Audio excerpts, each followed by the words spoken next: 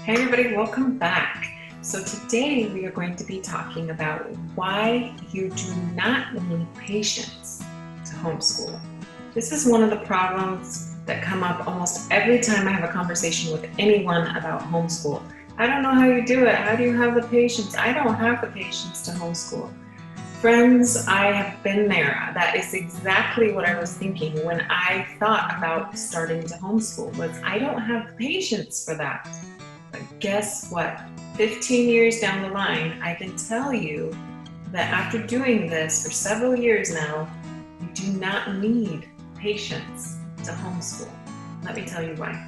There's this great quote by Marcus Aurelius, a Roman emperor, that says, "What stands in the way becomes the way." So what I want you to think about is think about a tough time that you've had in your life. Think about something that you felt was holding you back or that you could not do at that time. Think about a goal that you've had or something you were working towards. Think about a goal that you obtained. Now, when you obtained that goal, was it given to you? When you obtained that hard success, you got through a tough time, was it because it was given to you? Was it because that success was laid down in your lap? No, you had to work for it, right? You had to try for it. You had to reach for it. You had to level up for it. That is the same with life, and that is definitely the same with homeschooling. Whatever you feel like you are lacking, you will gain through this process. And this may be why you feel called to do that. Why you felt that you had to run a marathon, why you felt that you had to start a business, why you felt that you had to start a family, why you felt that you should get married, why you felt that you should go to college. All of these things that are hard, why you felt that you should change jobs, why you felt that you should just rearrange your life or build a new house, all these things that are hard, that are difficult. You felt it because you felt that that was part of your dream, what you wanted out of life, but also part of your purpose and mission and what you felt called to do. Now, if you're feeling like homeschool is part of that, then don't worry about the patience. Don't worry about the hard things. You will gain them. Now, that seems very trite. That seems very simplistic. That seems like, yeah, you're just brushing it off. No, it's really not. Let me give you a great framework to work yourself through so that it won't be so hard to get what you want, but you'll also be able to level up and gain that patience or whatever it is that you are trying to get to level up in your life to get to what you really want in life. Number one, you're going to want to set yourself up for success. There are going to be problems, but there is a way to set up your life so there's less of them. When you set up for success, first of all, you're going to have to know what it is you really want and what it is you really feel called to do, what your purpose and mission really is. Once you have a big picture, it may not be a perfectly clear picture, but if you have a big main picture of what it is you want, then you have a goal that you're working towards and it's going to motivate you. And it's something that you come back to when times get tough, because that is what you're going for. You're also going to figure out what it is that you need. There are some things you may need more education, you may need more training, you may need more help. What are the things that you need to be able to reach that goal?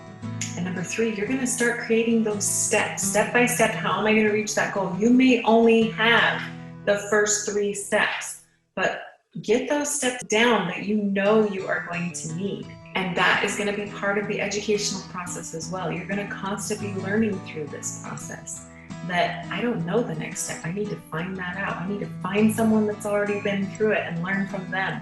I need to read up. I need to take a course. I need to do what I need to do so I can get step by step to that main goal. And then part of setting yourself up for success is getting some help. You're going to need a support system. You're going to need like-minded people that believe in the same things that you do, that are going to celebrate with you, that are also going to commiserate with you and say, oh man, I know what you're going through.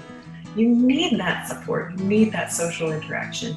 So find that support group. If you need a support group, go ahead and join us on Instagram and Facebook. We would love to be that support group for you. Now that is just step one. That is setting yourself up for success. But number two, you're going to want to expect some problems. Now, we're not talking about being negative and pessimistic. This is more like you're in a company and you're forecasting, right?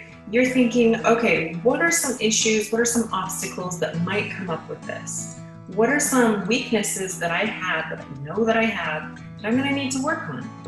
Those are things you want to think about, and you're going to want to try to avoid or become better in those areas, so that you don't have to worry about them in the future. If you're constantly becoming better at it, and eventually it's not going to be an obstacle to you. Or if it's something you just need to avoid that person or avoid that problem, then you can avoid it, right? One of the ways I do this is I look at my day and say, okay, I need to do this, this, and this. Now, what are some issues that might come up?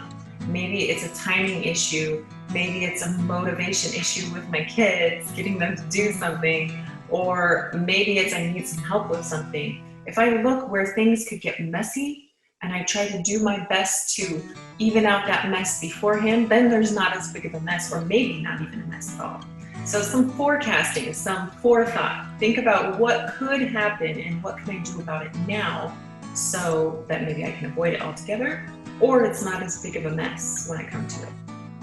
And then number three, know your triggers. This is part of knowing yourself and knowing what mess and forecasting you're going to need to go into. This is going to require some introspection and also some self-awareness. When all of a sudden you get really, really mad for seemingly no reason, you have been triggered. Figure out what is triggering you. You hopefully can figure out why it's triggering you, but if you can't, at least know what it is, so that when you're forecasting and looking at your day and looking at your life, you can say, okay, this might become a trigger to me. Or this time of the day is always a trigger to me. Why is that? And how can I set it up differently so it's not? That makes sense? I realized for myself that if I don't get up before my kids or up before everybody's going, that sets my day off so bad because I feel like I'm running as soon as I get out of bed.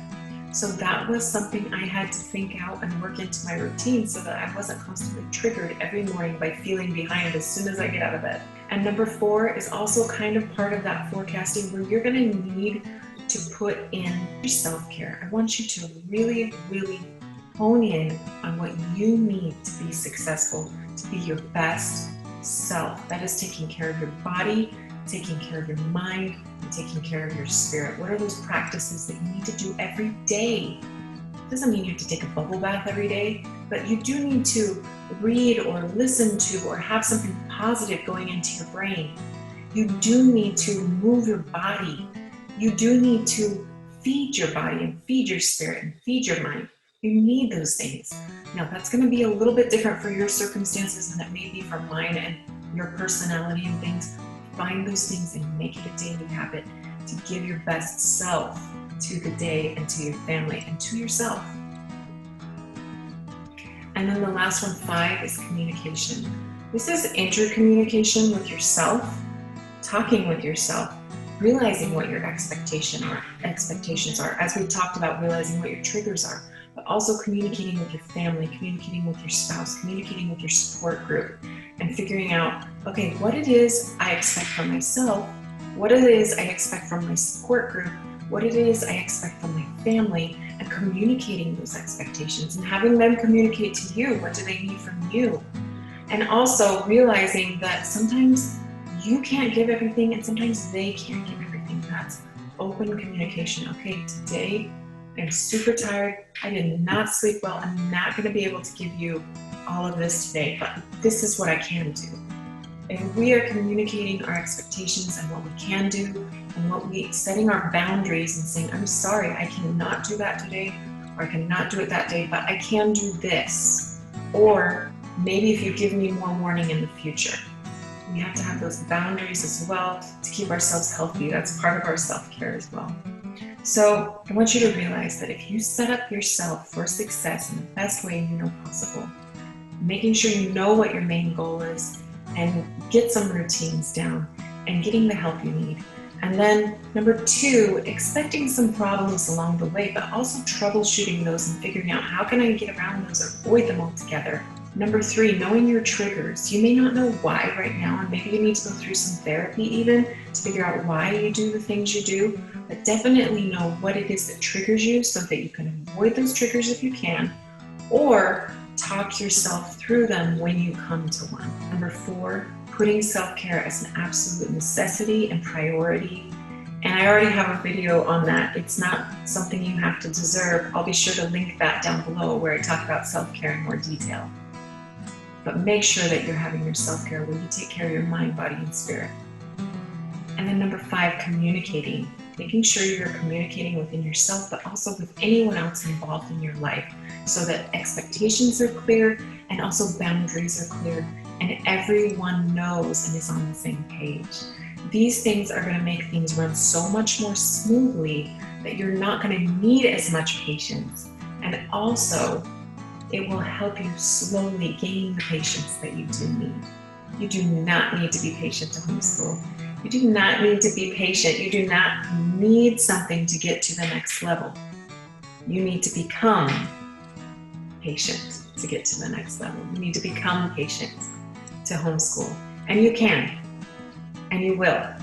It may not be perfect, just like in my life. I blow up sometimes. It happens, but that is when I'm not setting myself up for success. I'm not prioritizing my self-care. I am not communicating. When you put these 5 steps into practice, you're going to realize that a lot of this takes care of itself. I hope this helps you. I hope that you can have more success in your life because of this, and that you can have a smoother journey and avoid some of the problems and stress that I've had to go through the years to learn these things. And I love you guys. I want you to have the very best experience in this. Be sure to like and subscribe this video, to join me on Instagram and Facebook so we can support each other. I'll be so happy to see you in the next